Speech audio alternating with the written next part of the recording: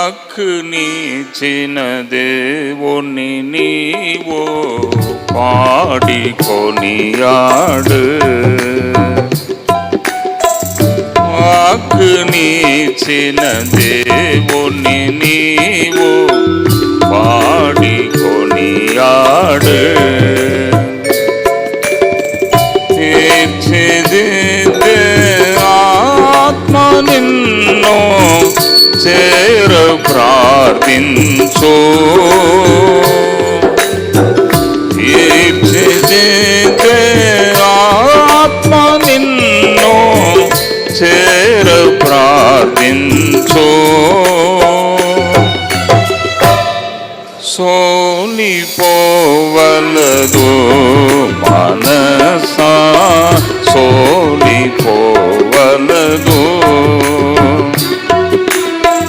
సోలిపోవలదు మనసా సోలిపోవలదు. ఇక్కటులు ఈ బంధులు నిన్ను చుట్టుముట్టినా.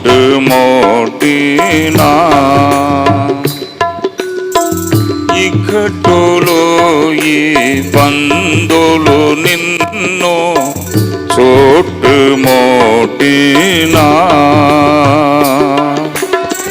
ప్రియుడు నిన్ను చేరదీసిన ఆనందం కాదా. ప్రియుడు నిన్ను చేరదీసిన ఆనందం కాదా. సోలిపోవలదు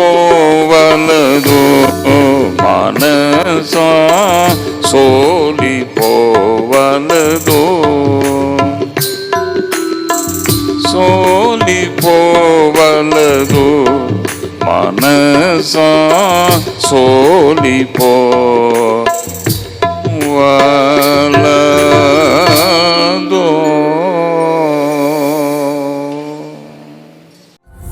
లక్షలాది ప్రజల కన్నీరు తుడువబడి ప్రజలు బంధకాల నుండి విడుదల పొంది దేవుని ఆశీర్వాదములను స్వీకరించుటకే ఈ యేసు ఇచ్చు బహుమానం పరిచర్యలు. అప్పు బాధల్లో మునిగిపోయి జీవితంపై విరక్తి చెంది ఇక నాకు చావే శరణ్యమనుకొని వెళ్ళిన సహోదరులు జె. జడ్సన్ అబ్రహం గారిని దేవుడు పిలిచి లక్షలాది ప్రజలకు సజీవ సాక్షిగా నిలువబెట్టినాడు. ఈ దైవజనులు ఇచ్చుచున్న విశ్వాసమును పురుకొల్పే బలమైన సందేశాలు ప్రజలకు ఎంతో ఆదరణను కలుగచేయుచున్నది. నేడు మీరు సమృద్ధిగా దీవించబడాలని వీరిచ్చిన విలువైన సందేశమును మీకందిస్తున్నాము. వినండి, దైవజనులు చేయుచున్న ప్రార్థనలో ఏకీభవించండి, సమాధానమును పొందండి. ప్రభు ఈ దినము నన్ను ఎలా నడిపించినాడంటే, కొందరు స్థిరము లేకుండా ఉన్నారు. స్థిరం ఆదాయ విషయములో కానీ స్థిరముగా కొందరు లేరు. డబ్బు విషయంలో కానీ స్థిరముగా లేదు.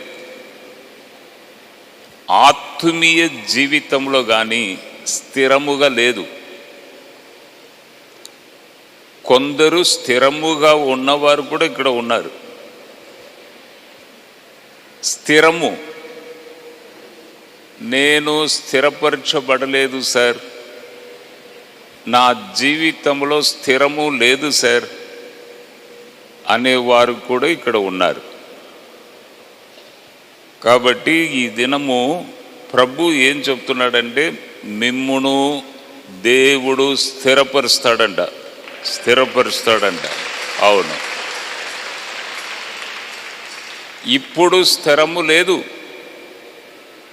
గాలికి ఊహినట్లు ఉన్నది మీ జీవితం. స్థిరము లేదు. కానీ దేవుడు ఏం చెప్తున్నాడంటే, నేను స్థిరపరుస్తాను అంటే ప్రభాకర్ అను ఒక వ్యక్తిని దేవుడు నా ముందు తీసుకొచ్చాడు. ప్రభాకర్ అంటే నాకు తెలిసిన వ్యక్తి. ఆయన సేవ చేస్తున్నాడు. సేవలో స్థిరము లేదు. ముందుకు వెళ్ళాలని చూస్తున్నాడు కానీ స్థిరము లేదు. ఆయన పేరు ప్రభాకర్. నా ముందు ప్రభు తీసుకొచ్చాడు. చూడు, ఈ దినము కూడా స్థిరము లేని వారు ఇక్కడికి వస్తారు. స్థిరము లేని వారు, వారిని నేను స్థిరపరిచి పంపిస్తాను, స్థిరపరుస్తానని దేవుడు చెప్పాడు. సామెతలు 16వ అధ్యాయం 9వ వచనం ఒకసారి మనం చదువుదాం. సామెతలు 16వ అధ్యాయం 9వ వచనం. ఒక్కడు తాను చెయ్యబోవునది హృదయములో యోచించుకొనును, యెహోవా వాని నడతను స్థిరపరచును. ఒక్కడు తాను చేయబోవునది హృదయములో యోచించుకొనును, యెహోవా వాని నడతను స్థిరపరచును.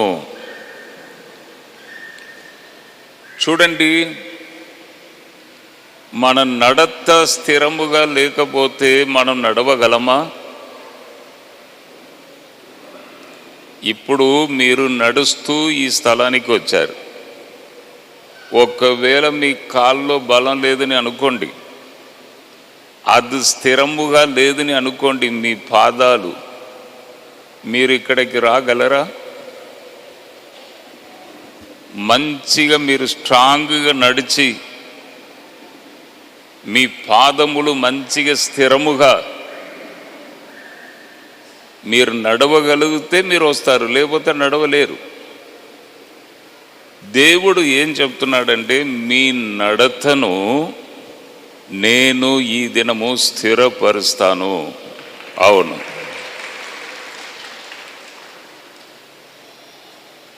దేవుడు భూమిను స్థిరపరిచాడంట. భూమి స్టాండర్డ్గా ఉన్నదా లేదా? ఇప్పుడు నాకు 60 సంవత్సరాల వయసు. ఇప్పటి వరకు ఎప్పుడైనా భూమి ఇట్లా ఒరిగింది, ఇట్లా బెండ్ అయింది, చక్కగా పోవచ్చున్న కారు ఒకేసారి ఇట్లా అయిపోయింది, భూమి మొత్తం ఇలా తిరిగింది అని ఎప్పుడైనా ఉన్నదా? ఎంత స్థిరముగా ఉన్నది భూమి. ఇంత పెద్ద భూమిని స్థిరపరిచిన దేవుడు నిన్ను నన్ను స్థిరపరచలేడా? తప్పకుండా 100% దేవుడు మిమ్మును స్థిరపరచును. బైబిల్ గ్రంథంలో ఇజ్రాయేలు ప్రజలు బానిసలుగా ఉండిరి. బానిసలంటే చాలా కష్టం.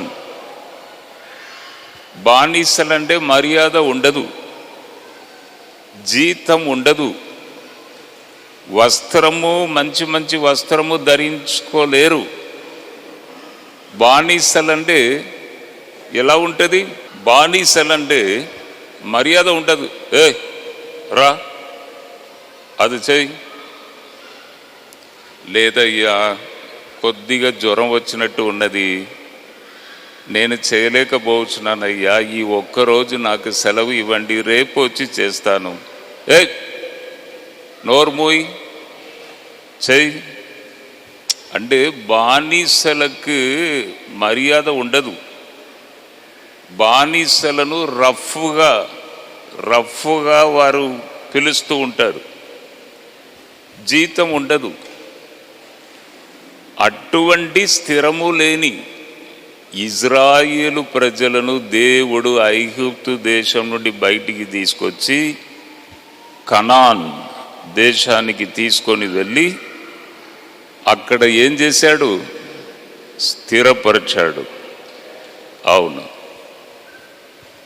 ఇప్పుడు ఇజ్రాయిల్ దేశానికి ఇరాన్ దేశానికి యుద్ధం వచ్చేటట్లు ఉన్నది. ఇప్పుడు 3 దినముల నుండి ఫుల్ టెన్షన్. ఇజ్రాయేల్ దేశమునకు ఇరాన్ దేశమునకు యుద్ధం వచ్చేటట్టు ఉన్నది పరిస్థితి. నేను కూడా బాగా గమనిస్తున్నాను. ఈ యుద్ధం వస్తే మాత్రము ఇంకా పెట్రోల్ రేటు పెరిగిపోతుంది, డీజిల్ రేటు పెరిగిపోతుంది, ఇంకా ప్రజలు చాలా కష్టపడతారు. కాబట్టి ఇంకా 24 గంటల్లో తప్పకుండా దాడి చేస్తారు అని యూట్యూబ్లో పెడుతూనే ఉన్నారు. ఇజ్రాయేలు ప్రజలను, స్థిరము లేని ఇజ్రాయేలు ప్రజలను దేవుడు బయటికి తీసుకొచ్చి అరణ్య మార్గంలో తీసుకొని వెళ్ళి కనాన్ దేశమును వారికి ఇచ్చి దేవుడు వారిని స్థిరపరచెను. ఇజ్రాయేలు ప్రజలకు చేసిన దేవుడు మీకు కూడా చేస్తాడు, నాకు కూడా చేస్తాడు, తప్పకుండా స్థిరపరుస్తాడు. కాబట్టి ఎవరెవరు నమ్ముచున్నారండి? దేవుడు ఈ దినము నన్ను స్థిరపరుస్తాడు. Very good, very good, very good. ఇక్కడి నుండి వెళ్ళినప్పుడు మీతో ప్రభు కూడా వస్తాడు. నేను ఏం చెప్పాను? ఇది తండ్రి ఇల్లు, తండ్రి మీతోనే వస్తాడు. నేను కొంతసేపు వాక్యం చెప్తాను, నేను వెళ్ళిపోతాను. తండ్రి, మీరు వెదకి వచ్చారు కదా, పరలోకపు తండ్రి మీతోనే వస్తాడు. వచ్చి జడ్సన్ అబ్రహం గారు పలికిన ఈ మాటను దేవుడు అక్కడ స్థిరపరుస్తాడు. ఎంతమంది నమ్ముచున్నారు? గట్టిగా సప్పట్లు కొడదాం.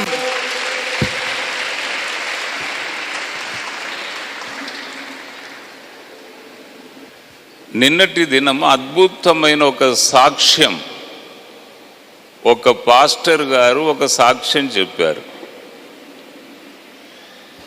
ఏ సాక్ష్యం అంటే, జనవరి నెల 24వ తేదీ ఒక మీటింగ్ జరిగింది, హనంకొండలో జరిగింది.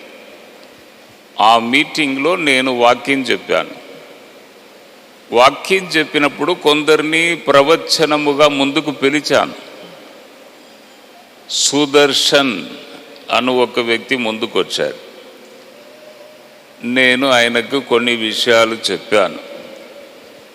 దీర్ఘాయువు చేత దేవుడు నిన్ను తృప్తిపరుస్తాడంట, నా రక్షణను నీకు చూపిస్తానని దేవుడు నీతో అంటున్నాడని చెప్పాను.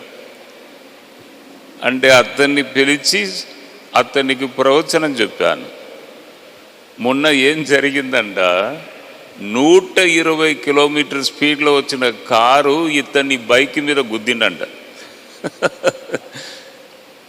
అప్పుడు దేవుడు ఏం మాట్లాడాడు?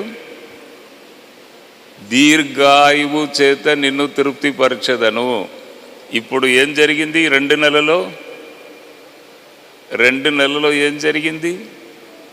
120 కిలోమీటర్ స్పీడ్లో వచ్చిన కారు వచ్చి ఆయన బైక్లో గుద్దితే సినిమాలో చూపిస్తారు చూడండి, అలా గాలిలో ఎగిరిపోయినట్ట, పైకి పోయి మళ్ళీ వచ్చి ఆ కారు మీదనే వచ్చి పడినంట, అంత దూరం పోయి.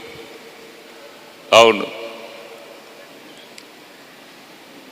అంటే సినిమాలోనే అలా చూపిస్తూ ఉంటారు, ఇలా ఒక దెబ్బ కొట్టంగానే ఇలా ఎగిరిపోతూ ఉంటారు. సేమ్ అలాగే జరిగిందంట. అంటే అపవాదికి కోపం, ఓహో ప్రవచనం చెప్పాడా, దీర్ఘాయువు చేత నేను నిన్ను తృప్తిపరుస్తానని జడ్సన్ గారు చెప్పారు కదా, దీర్ఘాయువు ఎక్కడ చూద్దాం అని ఈ యాక్సిడెంట్ జరిగింది. ఒక చిన్న ప్రాబ్లం లేదంట, మంచిగా సేఫ్టీగా బ్రతికాడంట, ఏం ప్రాబ్లం లేదంట. అవును, ఆ ప్రవచనము దీర్ఘాయువు చేత నిన్ను తృప్తిపరచెదను, నా రక్షణను నీకు చూపిస్తాను. ఈ మాట నన్ను కాపాడినది, నన్ను బ్రతికించినదని నిన్న సాక్ష్యం చెప్పారు. అద్భుతమైన సాక్ష్యం నిన్న పాస్టర్స్ మీటింగ్లో ఒక పాస్టర్ గారు చెప్పారు. కాబట్టి ఎప్పుడు కూడా దేవుడు ఒక దైవజనుడు నోట నుండి వచ్చుచున్న మాటను దేవుడు స్థిరపరచును. నమ్మిన వారు గట్టిగా సప్పట్లు కొట్టండి.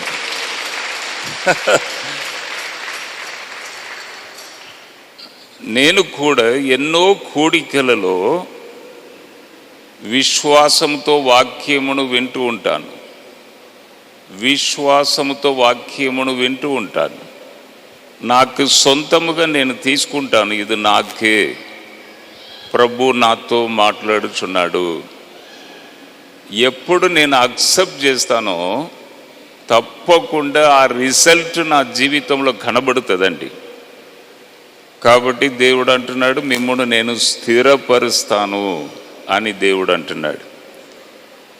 మేము 1984 సంవత్సరము నేను వరంగల్కి వచ్చాను. 1984 సంవత్సరం. అప్పుడు ఎలా వచ్చానో తెలుసా? లుంగి కట్టుకొని, చాలా బీద స్థితి. నా నాన్న టీచర్, నా తల్లి టీచర్, తల్లిదండ్రులు ఉపాధ్యాయులు. లుంగి కట్టుకొని 1984 సంవత్సరం వరంగల్ రైల్వే స్టేషన్లో దిగాను. బీద స్థితి.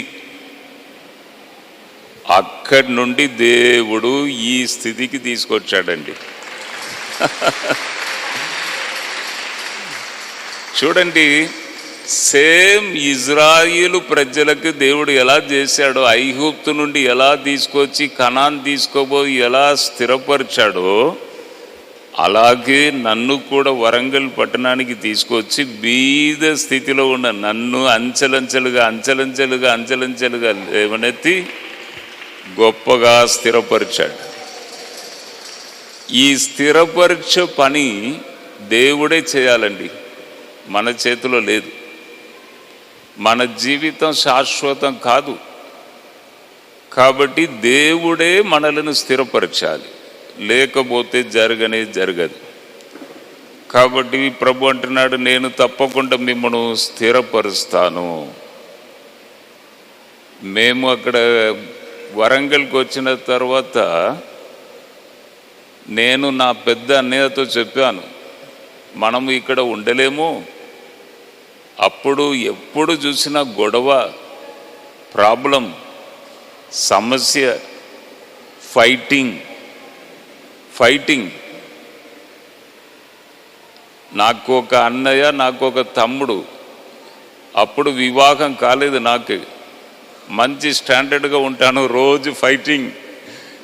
అవును, అంటే మైదా తీసుకొచ్చినా కూడా మాకు మామూలు ఇవ్వాలని కొందరు దాదాగిరి చేసేవారు. ఎన్ని ప్రాబ్లం అంటే నేను చెప్పాను, మనకి సొంత ఊరు ఉన్నది, పొలం ఉన్నది, మనకి అన్నీ ఉన్నవి. మనం ఎందుకు వచ్చాం?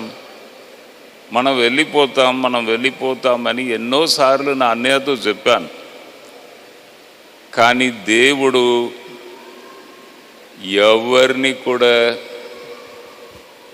ఎవరికి మా మీద అధికారం ఇవ్వలేదు. ఇలా ప్రభు మమ్మను కౌగలించుకొని మెల్లగా తీసుకొచ్చి స్థిరపరిచాడు. అవును, స్థిరపరిచాడు. ఇప్పుడు ఒక ఎంపీ కానీ ఒక ఎమ్మెల్యే కానీ టికెట్ దొరకంగానే ఫస్ట్ జడ్సన్ గారి దగ్గరికి వెళ్దాం, జడ్సన్ గారు ప్రార్థన చేస్తే నేను తప్పకుండా గెలుస్తాను అని ఇక్కడికి వస్తున్నారు. అంటే దేవుడు ఎలా స్థిరపరిచాడు? కాబట్టి మిమ్మును కూడా దేవుడు తప్పగా స్థిరపరచును. ఎప్పుడు కూడా మా జీవితం, జడ్సన్ అబ్రహం గారి జీవితం మీకు ఎప్పుడు కూడా జ్ఞాపకంలో ఉండాలి. దేవుడు జడ్సన్ అబ్రహం గారిని స్థిరపరిచాడు. ఏమీ లేని స్థితిలో ఉన్న సార్ను దేవుడు స్థిరపరిచాడు. మనకి ఎన్ని ఆస్తులు ఉన్నా, ఎన్ని డబ్బు ఉన్నా మనతో రాదు. వెళ్ళినప్పుడు ఒంటరిగానే వెళ్ళాలి. ఏది కూడా రాదు. ఘనత రాదు, డబ్బు రాదు, ఆస్తులు రావు. మనము చేసిన మంచి క్రియలు అది మాత్రమే మనతో వస్తుంది. అవును, నిన్నటి దినము మీటింగ్ అయిపోయిన తర్వాత కొందరికి నేను సహాయం చేస్తానంటే దిక్కు లేని వారు, విధవరాలు, పరదేశులు, ఎక్కడ ఆధారం లేనివారు, స్థిరము లేనివారు, కొడుకు బిడ్డలు వెళ్ళగొట్టిన వారు, కోడలు వెళ్ళగొట్టి బయటికి వెళ్ళగొట్టబడిన వారు అందరూ లైన్గా వస్తే కొందరికి నేను సహాయం చేశాను. బైబిల్ గ్రంథంలో ఏమున్నది? మీ దశమ భాగమును పరదేశులకి, దిక్కులేని వారికి, విధవరాలకి, తర్వాత యాజకులకు, సేవ చేయించిన వారికి మీ దశమ భాగమును మీరు ఖర్చు చేయండి అని స్పష్టంగా ఉన్నది. నిన్నటి దినము కొందరు వస్తే నేను ఏం చెప్పలేదు, అందరికీ నేను సహాయం చేసి వచ్చిన డబ్బు మొత్తం వారికి ఇచ్చేసి వెళ్ళినప్పుడు ఏం లేదు, ఖాళీగానే వచ్చాను, ఖాళీగానే వెళ్ళాను. అంటే చూడండి, దేవుడు స్థిరపరచాలంటే మనము కూడా దానికి తగినట్టు ఉండాలి. కాబట్టి ఈ దినము మీకు వచ్చుచున్న మాట, దేవుడు మిమ్మును స్థిరపరచబోచున్నాడు. అవును, కాబట్టి ధైర్యం తెచ్చుకోవాలి. ఈ దినము ఎంతమంది నిరాశతో వచ్చారో నాకు తెలియదు, దుఃఖముతో ఎంతమంది వచ్చారో నాకు తెలియదు. కానీ దేవుడు అంటున్నాడు, స్థిరపరుస్తానంటున్నాడు.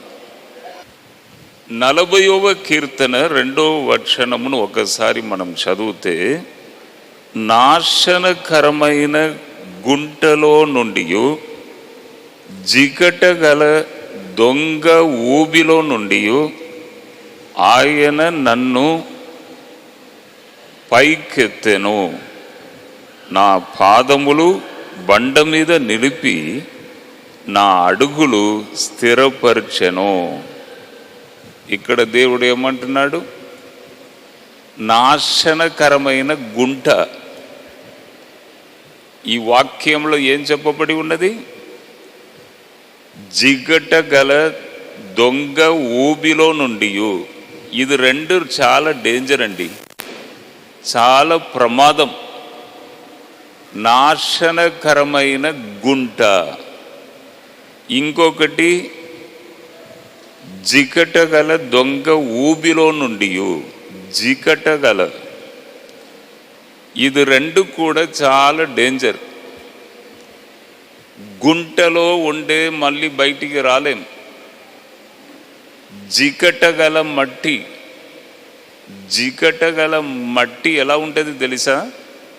పట్టుకుంటే వదలదు, పట్టుకుంటే వదలదు. ఇది చాలా డేంజర్. అక్కడి నుండి దేవుడు నన్ను పైకెత్తి బండ మీద నిలిపి నా అడుగులను స్థిరపరచెను. ఎంత అద్భుతంగా ఉన్నదయ్యా! అయ్యో అయ్యో, ఎవరు చేస్తారు? నాశనకరమైన గుంట, జికట దొంగ ఊబి అంటే దీనికి దేనిని పోల్చవచ్చు అంటే పాప జీవితం. పాప జీవితం నుండి బయటికి రావాలంటే చాలా కష్టమండి. త్రాగుడు పాపము మళ్ళీ అక్కడికే తీసుకొని వెళుతుంది. మీరు ఎంత ప్రయత్నం చేసినా ఏది చేసినా కూడా మళ్ళీ అదే కొట్టుకే వెళుతారు. త్రాగుడు పాపం చాలా డేంజర్. మా ఫ్యాక్టరీలో కూడా కొందరు బాగా త్రాగుచున్న వారు ఉన్నారు. నేను అంటాను, ఒక్కసారి నీ బిడ్డను చూడు, ఒక్కసారి నీ కొడుకును చూడు. వారి కొరకైనా నీవు బ్రతకాలి కదయ్యా. నీవు ఇట్లా త్రాగుతే ఇంక ఎంతకాలం బ్రతుకుతావు? ఒక్కసారి నీ బిడ్డను చూడు, ఆ ముఖమును చూడు. ఎంత చెప్పినా కూడా అప్పుడు సరి అంటారు, కానీ మళ్ళీ సాయంత్రం రాగానే మెల్లిగా మళ్ళీ ఆ కొట్టు దగ్గరికి పోతారు.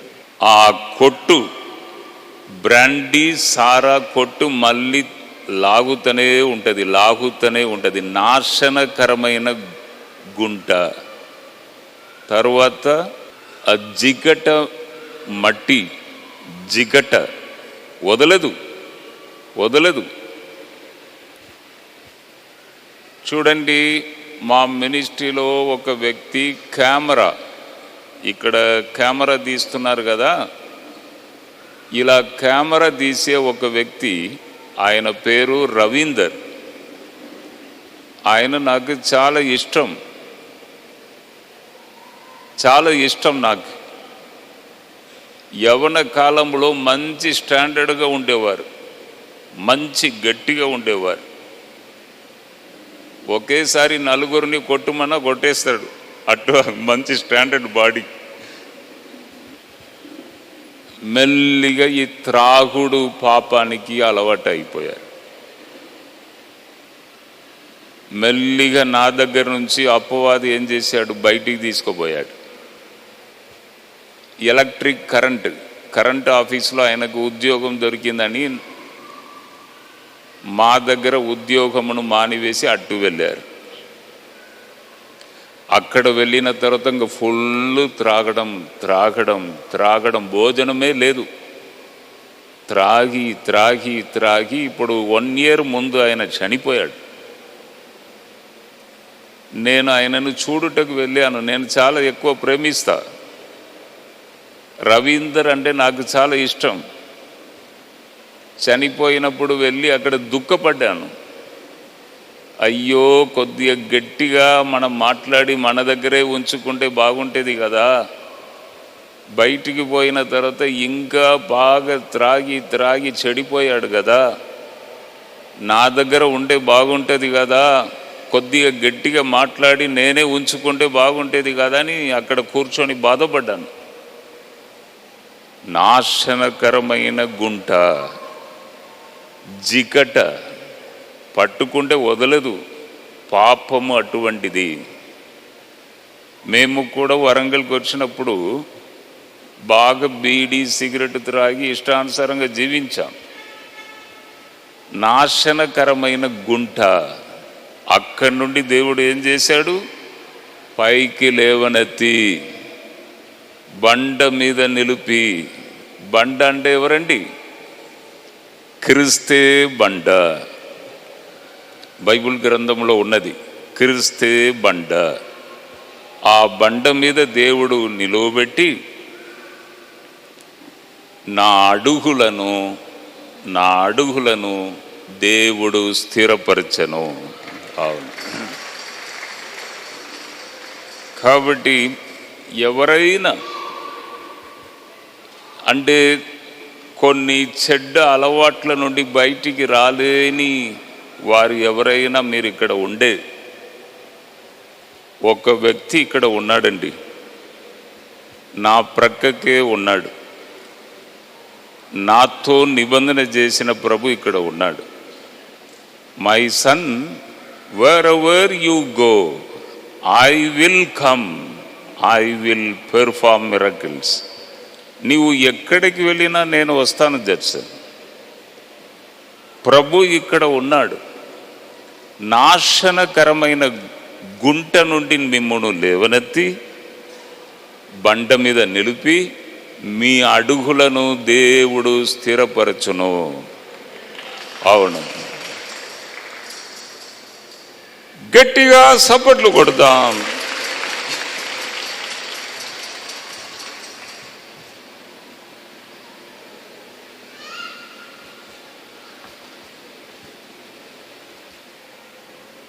స్థిరముగా నిలబడతారు. ఆత్మీయ జీవితంలో కూడా స్థిరముగా మీరు నిలబడతారు. ఇప్పటి వరకు మీరు అటు ఇటు ఉన్నారో ఏమో,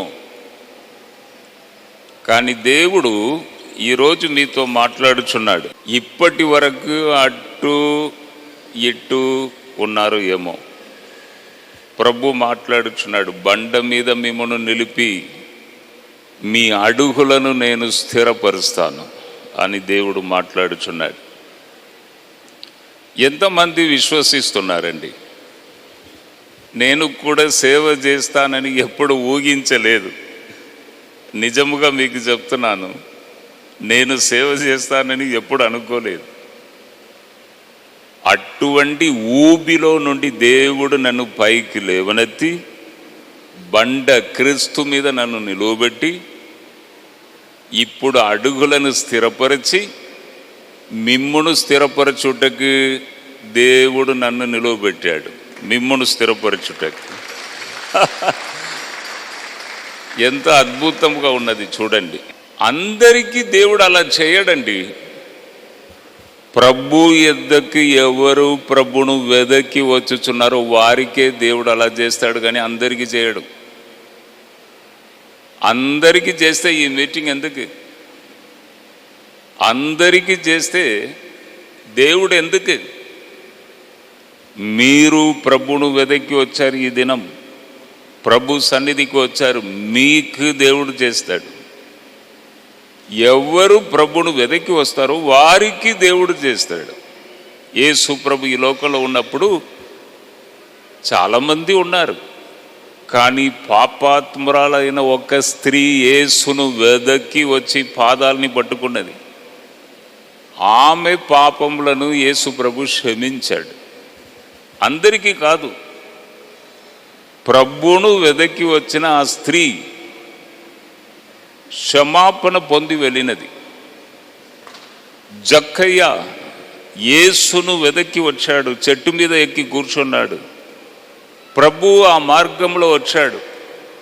జక్కయ్య అన్నాడు, దిగు, నన్ను వెదకి వచ్చావు కదా, చెట్టు మీద ఎక్కి కూర్చొని ఉన్నావు కదా, దిగు, నీ ఇంటికి నేను రావాలి అంటే ఊబిలో ఉన్న జక్కయ్యను దేవుడు పైకి లేవనెత్తి బండ మీద నిలిపి ఆయనను దేవుడు స్థిరపరిచాడు. స్థిరపరచడం అంటే ఏంటిదండి? రక్షణ పొందితే మీరు స్థిరపడినట్టే, పరిశుద్ధాత్మను పొందితే మీరు స్థిరపడినట్టే. ఫస్ట్ రక్షణ, తర్వాత దేవుని ఆత్మ, పరిశుద్ధాత్మను పొందితే మీరు స్థిరపడినట్టే. కాబట్టి ఈ దినము మేము మీ కొరకు ప్రార్థన చేస్తాం. పైనుండి వస్తుందండి శక్తి. జడ్సన్ అబ్రహాం గారి దగ్గర ఏం లేదు. నేను సింహాసనం వైపు కన్నులెత్తుతాను, పైనుండి పవర్ మీ మీద దిగి వస్తుందండి. అవును, డైరెక్ట్ మీ తల మీద వచ్చి అది పడుతుంది. అవును, అన్ని బలహీనతలు, రోగాలు డైరెక్ట్ మీ తల మీద వచ్చి పడుతుంది అది. అవును, ప్రభు మిమ్మల్ని దీవించి స్థిరపరచి నిన్ను పంపబోచున్నాడు. గట్టిగా సప్పట్లు కొడదాం.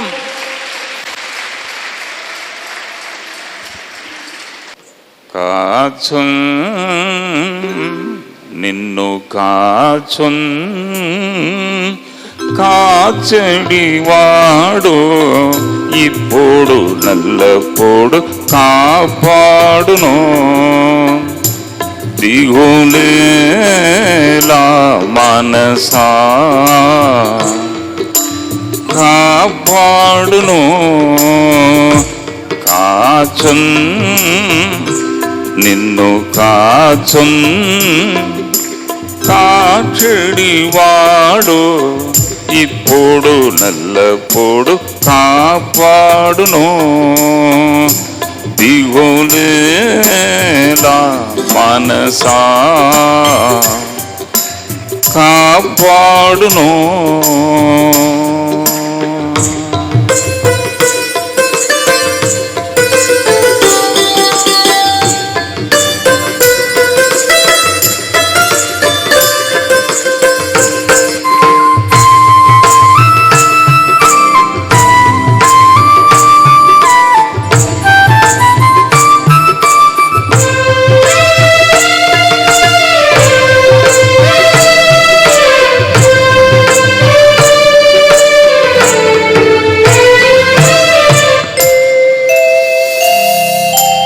వదకి నిన్ పిలచిన కరమును చూడు నించై విడువదప్పుడు.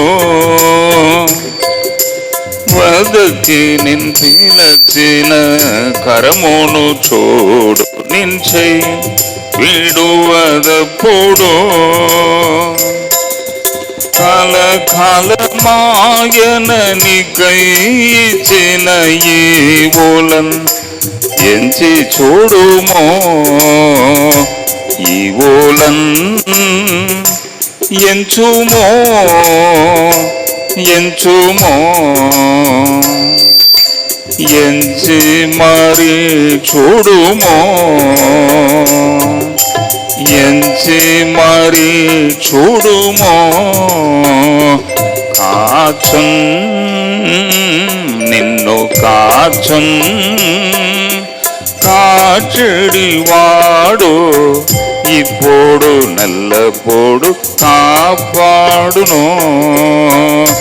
దిగులేలా మనసా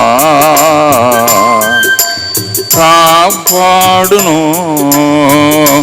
కాచున్ నిన్ను కాచున్ కాచెడివాడు ఇప్పుడు నల్లప్పుడు కాపాడును. దిగులేలా మనసా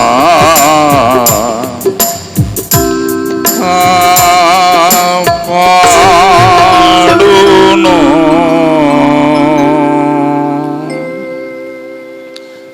89వ కీర్తన 28వ వచనంలో నా కృప నిత్యము అతనికి తోడుగా ఇచ్చేదను. నా నిబంధన అతనితో స్థిరముగా ఉండును. నా నిబంధన అతనితో స్థిరముగా ఉండును. నా కృప నిత్యము అతనికి తోడుగా ఉండును. నా నిబంధన అతనితో స్థిరముగా ఉండును. ఇక్కడ ఏం చెప్పబడి ఉన్నదండి? దేవుడు అంటున్నాడు నా నిబంధన అతనికి తోడుగా ఉండును. నిబంధన అంటే ఏంటిదండి? అగ్రిమెంట్. నిబంధన అంటే ఏంటిది? దేశము నిబంధన చేసుకుంటారు. కొన్నిసార్లు మనం లోన్ తీసుకున్నప్పుడు బ్యాంకు వారు మన దగ్గర ఫుల్గా సంతకం తీసుకుంటారు. నిబంధన, నీవు కట్టకపోతే నీ ఇల్లును వేలం వేస్తాం. చెప్తున్నాను అంటే నిబంధన, అగ్రిమెంట్, ఒకరికి ఒకరు అగ్రిమెంట్. దేవుడు కూడా నిబంధన చేస్తున్నాడంట. దేవుడు ఒక నరుడితో నిబంధన చేస్తే అది ఎంతో గొప్పదండి. నాకు ఆ గొప్ప ధన్యత నాకు దొరికింది. నాకు దొరికింది, ఎవరికి దొరకదు.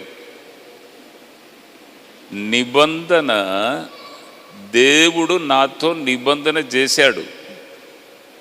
ఈ గొప్ప ధన్యతని నేను సంపాదించుకున్నాను. ఎలా సంపాదించుకున్నాను? భయంకరమైన అప్పు బాధల్లో ఉన్నప్పుడు ప్రభును గట్టిగా పట్టుకున్నాను. కొన్ని గంటలు దేవుణ్ణి రోజు ప్రార్థన చేసి, సిలువ వైపు కన్నులెత్తి ఏడ్చి ప్రార్థన చేసి 5 సంవత్సరాలు రోజు కొన్ని గంటలు నేను దేవుని సన్నిధిలో ఏడ్చి, అప్పుడు దేవుడు నాతో నిబంధన చేశాడు. ఒక వ్యక్తితో దేవుడు నిబంధన చేయడం ఎంత గ్రేట్ అండి, గొప్ప ధన్యత. నాకు ఫ్యాక్టరీ ఉన్నది, ఈ ప్రేయర్ టవర్ ఉన్నది, ఇల్లు ఉన్నది. ఇదన్నిటికంటే చాలా విలువ గలది ఏంటిది తెలుసా? దేవుడు నాతో చేసిన నిబంధన. అవును, దానికి విలువ కట్టలేం. నీ ఆస్తులు అన్నీ ఇచ్చినా కూడా ఈ నిబంధనకి విలువ కట్టలేం. నేను చనిపోవాలని వెళ్ళినప్పుడు దేవుడు నిబంధన చేశాడు, my son, wear ever you go I will come. ఎంత గొప్ప నిబంధన! ఒకసారి నేను సింగపూర్ వెళ్ళాను, ఒక చర్చికి. చర్చి ఆరాధన జరుగుతున్నది, పక్కకు ఒక రూమ్ ఉంటే ఆ రూమ్లో వెళ్ళి మోకరించాను. ప్రభువా, వేరే దేశానికి వచ్చాను, నీ నిబంధన నాతో ఉన్నది కదా. నిబంధన, my son, wear ever you go I will come. ఇక్కడ కూడా నాతో నీవు ఉన్నావా? కన్నీళ్లతో నేను ఆ గదిలో మోకరించి ప్రార్థన చేస్తే ఆ చర్చికి వచ్చిన వారందరూ అలా కింద పడిపోయారండి. నేను ఉన్నాను, నీతోనే ఉన్నానని దేవుడు అక్కడ రుజువు చేశాడు. అంటే నిబంధన ఎప్పుడు కూడా మారదండి, నిబంధన మారదు. అన్నీ మారిపోతుంది కానీ దేవుడు మనతో చేసిన నిబంధన మారదు. కాబట్టి మీకు ఏం చెప్తున్నానంటే, బైబుల్ చదివినప్పుడు కానీ, లేకపోతే దైవజనుల ద్వారా కానీ, ఎప్పుడైనా దేవుడు మీతో మాట్లాడి మీకు ఏదైనా వాగ్దానం కానీ ఏదైనా దేవుడు మీకు ఇచ్చి ఉండే, అది ఎప్పుడు కూడా మారదండి. దేవుడు దానిని స్థిరపరచుచున్నాడు. మనము కూడా దానికి తగినట్టు మనం జీవించాలి కదా. అప్పుడే దేవుడు చేసిన నిబంధన మనకు ప్రూఫ్ అవుతుంది, స్థిరపరుస్తాడు. కాబట్టి కొన్ని విషయాలు మీకు నేను చెప్పాను. దేవుడు మిమ్మల్ని స్థిరపరచబోచున్నాడని. 100% మీ జీవితంలో అది జరుగుతుంది. ధైర్యముగా వెళ్ళండి. దుఃఖముతో వచ్చారు ఏమో, కన్నీటితో వచ్చారు ఏమో, వెళ్ళినప్పుడు సంతోషముగా వెళ్ళండి. ప్రభు మిమ్మల్ని దీవించి పంపును.